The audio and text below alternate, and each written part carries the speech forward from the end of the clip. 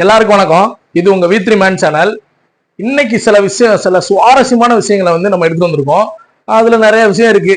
ஒன்னு டிவிகேவா ஒன்னு டிஎம்கேவா அப்படின்னு ரொம்ப ஆக்ரோஷமா பேசுற நம்ம தளபதி விஜய் அவர்கள் திராவிட கட்சிகளோட இணையறதாவே இல்ல, திராவிட கட்சிக்கு மாற்று கட்சியாதான் பாரதிய ஜனதா கட்சி வர விரும்புது, அப்படி திராவிட கட்சியோட இணைஞ்சா என் பதவியை ராஜினாமா செய்வேன் அப்படின்னு சொல்லக்கூடிய ஒரு மிகப்பெரிய ஆளுமையா இருக்கிற ஒரு தலைவரான அண்ணாமலை அவர்களோட விஷயமும் இன்னைக்கு வந்திருக்கு.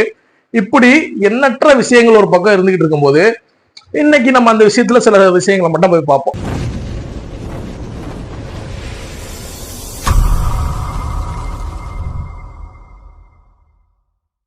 இப்போ ஃபர்ஸ்ட் நம்ம பாரதிய ஜனதா கட்சியினுடைய மாநில தலைவர் அண்ணாமலை அவர்களை பத்தி கொஞ்சம் பேசுவோம். அவர் இன்னைக்கு என்ன சொல்றாரு அப்படின்னா, ஆக்சுவலா இப்போ நேத்து அவர் கொடுத்த பிரஸ் மீட்ல ரொம்ப நேரம் அவர் பேசுறாரு ஏர்போர்ட்ல வந்துட்டு. அதுல சில விஷயங்கள் அவர் என்ன சொல்றாரு அப்படின்னா, அமித்ஷாவை போய் தொடர்ந்து எடப்பாடி அவர்கள் சந்திச்சு பொன்னாடா போத்தி ரொம்ப இது பண்ணிட்டு வராங்க. அதே மாதிரி அதிமுகவுடைய அமைச்சர் முன்னாள் அமைச்சர்கள் எல்லாருமே போய் எடப்பாடியை பார்த்துட்டு வராங்க. அவங்க பார்த்துட்டு வந்ததுக்கு அப்புறம் உள்துறை அமைச்சர் அமித்ஷா அவர்கள் 2026 தமிழகத்துல என்டிஏ கூட்டணி தான் ஆட்சி அமைக்கும், ஊழலுக்கும் மதுபான ஊழல் இந்த மாதிரி எல்லா இதுலயும் ஊழல் கொளுத்து போயிருந்த கட்சி ஆட்சியை விட்டு அகற்றப்படும் அப்படிங்கிற மாதிரி சொல்றாங்க. இதனால அதிமுக பிஜேபியோட சேர்றதுக்கான வாய்ப்புகள் இருக்கா அப்படின்னு சொல்லிட்டு மாநில தலைவர் அண்ணாமலை அவர்கள் ஒரு கேள்வி எழுப்பப்படுது. அதுக்கு அவர் என்ன சொல்றாரு அப்படின்னா, கூட்டணி குறித்து நான் இப்ப எதுவும் பேச முடியாது, அது நாங்க இந்த டைம்ல எடுக்கிற முடிவு இல்ல, என்கிட்ட அதை பத்தி எதுவும் பேசல மாநில தலைமை, அதாவது தேசிய தலைமை, அது பிற்காலத்துலதான் பேசப்படும் அப்படின்னு சொல்றாரு. ஆனா இதே ஒரு வருடத்துக்கு முன்னாடி அந்த மாநில தலைவர் பாரதிய ஜனதா கட்சியினுடைய மாநில தலைவர் திராவிட கட்சிகளோட கூட்டணி வைக்கிறதா எந்த முடிவுலையும் நாங்க இல்ல, திராவிட கட்சிக்கு மாற்று கட்சியாக நாங்க வர நினைக்கிறோம், தமிழக நலனே எங்களுக்கு முக்கியம், பாஜக வளர்ச்சி எங்களுக்கு முக்கியம், அப்படி என்னுடைய சொந்த வளர்ச்சி எனக்கு முக்கியம் இல்ல, நான் ஒரு தொண்டனாகவும் பயணிக்க தயார், அப்படி இந்த மாதிரி எல்லாம் நிறைய விஷயங்கள் பேசுறாரு. கூட்டணி வச்ச திராவிட கட்சியோட கூட்டணி வச்சா நான் என் பதவியை ராஜினாமா செய்வேன் அப்படின்லாம் அவர் பேட்டி கொடுத்திருந்தாரு. சரி, ஓகே, இப்படிலாம் பேசின அவர் திராவிட கட்சியோட கூட்டணி வைக்க போறாரா இல்லையா, ஏன் அவர் இப்படி பேசுறாரு, அதுக்கான காரணம் என்ன அப்படிங்கிற ஒரு சில விஷயங்களை நம்ம இன்னைக்கு தெரிஞ்சுக்க போறோம். அதாவது அவர் சைட்ல இருந்து, அவர் தொண்டர்கள் சைட்ல இருந்து என்ன சொல்றாரு, அவர் தொண்டனா பாரதிய ஜனதா, அதாவது அண்ணாமலை அவர்கள் என்ன சொல்ல வர்றாங்க அப்படின்னா, அதாவது களத்துல ரெண்டு சண்டை போடுறது நாங்க, எங்களுக்காக, அதாவது எனக்காகவும் இந்த கட்சிக்காகவும் ரொம்ப தைரியமா சண்டை செஞ்சு அதிக கேஸ் வாங்குறது எங்களுடைய பாரதிய ஜனதா கட்சியினுடைய உறுப்பினர்கள் தொண்டர்கள், இந்த மாதிரி களத்துல நின்று எல்லா பிரச்சனைக்கும் மக்களோட பிரச்சனையும் குரல் கொடுத்துக்கிறது நாங்க, பல அவமானப்படுறது நாங்க, கஷ்டப்படுறது நாங்க, துன்பப்படுறது நாங்க, பல கேஸ் வாங்கி அந்த கேஸ்ல இன்னும் ஜாமீன் வாங்க முடியாம உள்ள ரிமாண்ட் ஆகி கிடக்கிறது நாங்க, பல கேஸுகளை அடிக்கடி வாங்கி எஃப்ஐஆர் வாங்கி போய் கோர்ட்டுக்கு அலைஞ்சு கையெழுத்து போட முடியாம அலைஞ்சு தன்னுடைய குடும்பத்தையே கஷ்டமான நிலைமைக்கு கொண்டு வர்றது நாங்க, இப்படி இவ்வளவு விஷயத்த பண்ணிட்டு இருக்கிறது பாரதிய ஜனதா கட்சி தொண்டர்கள். அப்படி எல்லாத்தையும் பண்ணிட்டு இருக்கும் போது நோகாம ஒருத்தன் வருவான், அதை நீங்க கூட்டணி நாங்க வச்சுக்கிறோம் அப்படின்னு சொல்லிட்டு நாங்க உங்களோட சேர்ந்துக்கிறோம், அப்படி சேர்ந்துக்கிட்டு எல்லா கிரெடிட்ஸையும் அவனுக்கு கொடுக்க வேண்டிய அவசியம் என்ன இருக்கு அப்படிங்கிற மாதிரி அண்ணாமலை அவர்கள் பேசுறாங்க. இப்ப இது எப்படி இருக்கு அப்படின்னா, அவர் சொல்றது நியாயம் தானே, கஷ்டப்பட்டு எல்லா பிரச்சனைக்கும் குரல் கொடுத்து போராடுறது பாரதிய ஜனதா கட்சி நிர்வாகிகள் தொண்டர்கள், அவங்க எதுக்கு அதிமுகவோட கூட்டணி வைக்கணும், அப்படி கூட்டணி வச்சுச்சுன்னா அது அதிமுக தலைமையில உள்ள ஒரு பிஜேபி கூட்டணிங்கிற மாதிரி தானே ஆகுது, அது வேண்டாங்கிற மாதிரி அண்ணாமலை சொல்றாரு. அதனால அவர் என்ன நினைக்கிறார் அப்படின்னா, 10 வருஷம் அரசு வேலையில இருந்துட்டு பதவியை தூக்கி போட்டு வந்தது தமிழ்நாட்டு மக்களுக்கு நல்லது செய்யணும், திராவிட கட்சிகளுக்கு மாற்று கட்சியா பிஜேபி வளர வைக்கணும் அப்படிங்கிற ஒரு எண்ணத்துலதான் வந்திருக்கேன், மக்களுக்கு நல்லா செய்ய வந்திருக்கேன், அதனால வருங்காலங்கள்ல பாருங்க என்னுடைய முடிவுல எந்த மாற்றமும் இருக்காது, என் நிலைப்பாடு சரியா இருக்கும், அதைத்தான் நான் தேசிய தலைமையில சொல்லியிருக்கேன் அப்படின்னு சூசகமா சொல்றாரு. அப்படின்னா நீங்களா ஒரு எடுத்துக்கங்களேன், ஏடிஎம்கே கூட்டணி வைக்கிற முடிவுல இல்ல, வச்சா நான் அதை இது பண்ண மாட்டேன் அப்படிங்கிற மாதிரி அண்ணாமலை சொல்றாரு.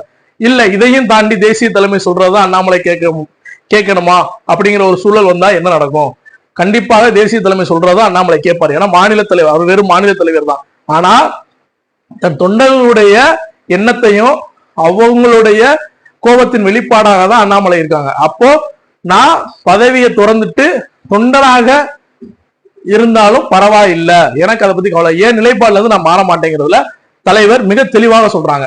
ஒரு விசுவாசமே இல்லாம இருந்த அதிமுக முன்னாள் முதலமைச்சர் ஐயா எடப்பாடி அவர்கள் சட்டுன்னு கூட்டணியை முறிச்சுக்கிட்டு பாராளுமன்றத்துல தனிச்சு நின்றாங்க.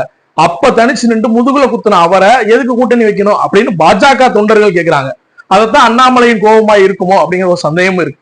சரி, ஓகே, அப்படி சரி, அதனால பிஜேபி தனிச்சுன்றதுனால பிஜேபி ஏதாவது பின்னாடி பின்னோக்கி போயிருச்சா, ஓட்டு பெர்சன்ட் கம்மியா இல்ல. இது வரைக்கும் வாங்க முடியாத இரட்டை இலக்க பெர்சன்டேஜ் ஓட்டை வாங்கியிருக்காங்க. 48 லட்சம் ஓட்டை பதிவு பண்ணிருக்காங்க. பிஜேபி தலைமையில ஒரு கூட்டணி அமைச்சு அந்த கூட்டணி ஓட்டை இன்க்ரீஸ் பண்ணிருக்காங்க. அப்ப பிஜேபிக்கான செல்வாக்கு உயர்ந்து கொண்டுதானே இருக்கு. ஏற்கனவே நான் போன வீடியோல நான் பேசியிருந்தேன், பிஜேபியில அண்ணாமலைக்கு முன் அண்ணாமலைக்கு பின்ங்கிற வரலாறு தான் இருக்கே தவிர, அதாவது தமிழ்நாட்டுல நான் சொல்றது, மற்ற இடங்கள்ல மோடியினுடைய புகழ் வெளிச்சம், அமித்ஷா அவர்கள் இப்படி எல்லாருமே இருக்கலாம். ஆனா தமிழ்நாட்டுல பிஜேபியினுடைய வரலாறு அண்ணாமலைக்கு முன் அண்ணாமலை பின். அப்படி இருக்கும்போது ஒரு தலைவனை, ஒரு மக்களுக்காக உழைக்கின்ற தலைவரை நீங்க மாத்த மாட்டாங்க. எந்த ஒரு அமித்ஷா மோடி அவர்கள்லாம் அரசியல கரைச்சு குடிச்சவங்க, அவங்களுக்கு தெரியும் யாரை போடணும் அப்படின்னு. அண்ணாமலையை கொண்டு வந்ததே ஐயா மோடி அவர்கள் தான். அப்ப இவ்வளவு விஷயங்கள் இருக்கும்போது அண்ணாமலையை மாத்தணுங்கிற எண்ணம் துளி கூட அவங்களுக்கு வராதுங்கிறதுல எந்த சந்தேகமும் இல்லை. அப்படியே மாத்தினாங்கன்னா அது தமிழக பாஜகவுக்கு மிகப்பெரிய பின்னடைவை கண்டிப்பா உண்டு பண்ணும் அப்படிங்கிறதுல எந்த மாற்றமும் இல்லை. இது அந்த கட்சியினுடைய தொண்டர்களுடைய மிகப்பெரிய கருத்தா இருக்கு. எல்லாருடைய கருத்து நம்ம சொல்ல முடியாது, சில பேருடைய கருத்தா இருக்கு. சரி, ஓகே, இது ஒரு பக்கம் இருந்தாலும் நம்ம ஆளு யாரு, நம்ம அண்ணன் தளபதி விஜய் அவர்கள் வந்து டிவிகே டிஎம்கே ரெண்டுக்கும் தான் போட்டி அப்படிங்கிற மாதிரிலாம் பேசுறாரு. மோடிஜி ஏன்ஜி தமிழ்நாடுனா அலர்ஜி அப்படின்றாரு. அதாவது மோடிஜியை பார்த்து ஏன் தமிழ்நாடுனா அலர்ஜின்றீங்க? தமிழ்நாட்டுக்கு அதிகமா வர்றதும் ஒரு பிரதமர் அவர் தான். தமிழ்நாட்டினுடைய புகழை எல்லா ஃபாரின் கண்ட்ரிஸ்லயும் போய் தமிழ்நாட்டினுடைய புகழை, தமிழ் மொழியை எடுத்து பேசுற ஒரு பிரதமர் அவர் தான். நீங்க பேசுறது வந்து ஏதோ ஒரு வித்தியாசமா இருக்கு. சரி, ஓகே, உங்களுக்கு ஸ்கிரிப்ட் தானே, எழுதி கொடுத்த ஸ்கிரிப்டை நீங்க அப்படியே பேசுவீங்க, அவ்வளவுதானே. அதனால உங்களை பத்தி பேசி பிரயோஜனம் இல்லை, அதுக்கான ஒரு இதுவும் இல்லை. ஆதவ ஒரிஜினல் ஒரு கேட்டகரிங்கிறத என்னது சொல்றதுனே தெரியல. ஆனா ஆதவ ஒரிஜினலுக்கு அந்த தலைவர் அண்ணாமலை அவர்கள் ஒரு பதிலடி கொடுத்திருந்தாரு. நான் ஒண்ணு மாமனார் சொத்துலையோ வேற எந்த சொத்துலயோ உட்காந்துக்கிட்டு நான் ஒன்னும் சாப்பிட்டுட்டு இல்லைனா, நான் சொந்தமா உழைச்சு, நான் வேலை பார்த்து அரசு வேலை முதல்ல ஆரம்பிச்சேன். பிரைவேட் தனியார் நிறுவன காசு எனக்கு இல்லவே இல்லை. உழைச்ச ஆரம்பிச்சேன், சம்பாரிச்சேன், கஷ்டப்பட்டு சம்பாரிச்சேன். 10 வருஷம் முடிச்சுட்டு சோசியல் சர்வீஸை விட்டுட்டு நான் இன்னைக்கு வந்து அரசியல்ல இருக்கேன். நான் ஒண்ணு மாமனார் காசுலயே லாட்டரி வித்த காசுலயே நான் பொழைக்கல அப்படின்னு நல்லா செருப்பை இந்த பக்கம் கொடுத்து இந்த பக்கம் அரைஞ்சிருக்காப்ல. சரி, ஓகே, அவர் வந்து இவரை வந்து ஆடு ஈடுன்னு பேசினாரு, திரும்ப இவர் அதுக்கான பதிலடியை கொடுத்தார். இப்படி விஷயங்கள் போயிட்டு இருக்கு. ஆனா விஜய் அவர்கள் களத்துக்கு வந்து சந்திக்கணும், களத்தை பார்க்கணும். விஜய் களத்துக்கு வந்தாருன்னா அப்படி படத்தை விட பயங்கரமா இருக்கும், அப்படி இப்படின்லாம் பில்டப் கொடுக்குறாங்க.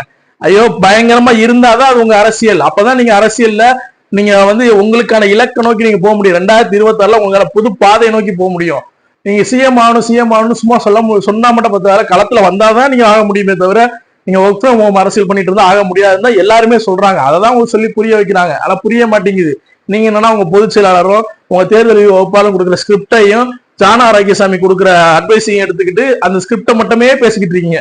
அது மிகப்பெரிய தவறு அப்படிங்கிறத புரிஞ்சுக்கணும். அதனால நம்ம அந்த இதுல இருந்து கடைசியா ஒரே ஒரு விஷயம் மட்டும் சொல்லி முடிச்சுக்கிறேன்.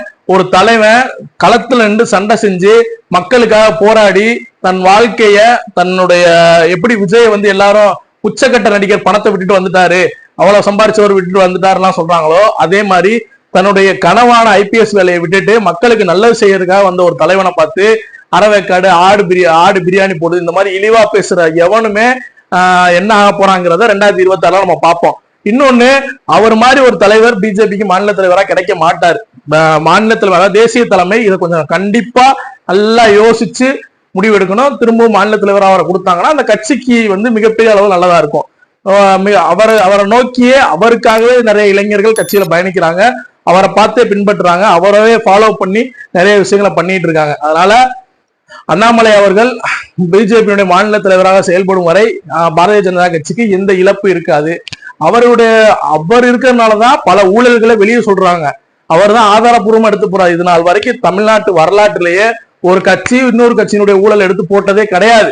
இது உண்மை, நிதர்சனமான உண்மை. சொல்லுவாங்க இந்த திராவிட கட்சிகளுக்கு மாற்று கட்சியா வரணும், தமிழக பாரதிய ஜனதா கட்சி மாற்று கட்சியா தான் வரும். கஷ்டப்பட்டு களத்துல நின்று சண்டை போடுற என் தொண்டை, கேஸ் வாங்குற என் தொண்டை, எல்லா பிரச்சனைக்கும் உள்ள தலையை கொடுத்து மாட்டிக்கிற என் தொண்டை தலை நிமிர்ந்து பாரதிய ஜனதா கட்சிக்காரன்னு சொல்லணும்னா 2026 என்டிஏ கூட்டணியில தான் ஆட்சி அமையும். அது பிஜேபி தலைமையிலதான் ஆட்சி அமைக்கணும் அப்படிங்கிறதுல தெளிவாகவும் ரொம்ப கவனமாகவும் அண்ணாமலை அவர்கள் செயல்படுறாங்க.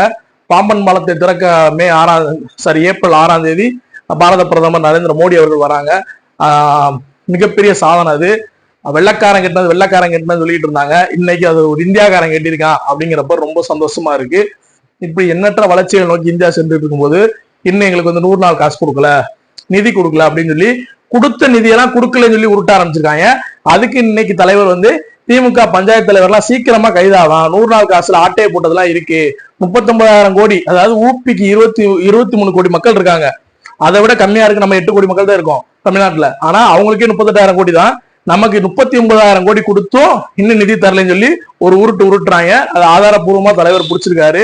சீக்கிரமாவே அதுலயும் எப்ப மாட்ட போறாங்க தெரியல. என்னைக்கு ஆட்சியை டிஸ்மிஸ் பண்ண போறான்னு தெரியல. அது மத்திய அரசாங்கம் பாத்துக்கும். நம்ம அதுல தலையிட தேவையில்லை. நமக்கு அது தேவையும் இல்லை. மாநில அரசாங்கம் சரியாக இருந்தா அதுக்கான கணக்கை கொடுத்து மத்திய அரசாங்கம் இருந்து இது பண்ணிக்கிறோம். இல்ல அப்படின்னா சர்க்காரியா கமிஷன் நாவும் இருக்குன்னு நினைக்கிறேன். இந்த வீடியோ இதோட முடிச்சுக்குவோம். நன்றி, வணக்கம்.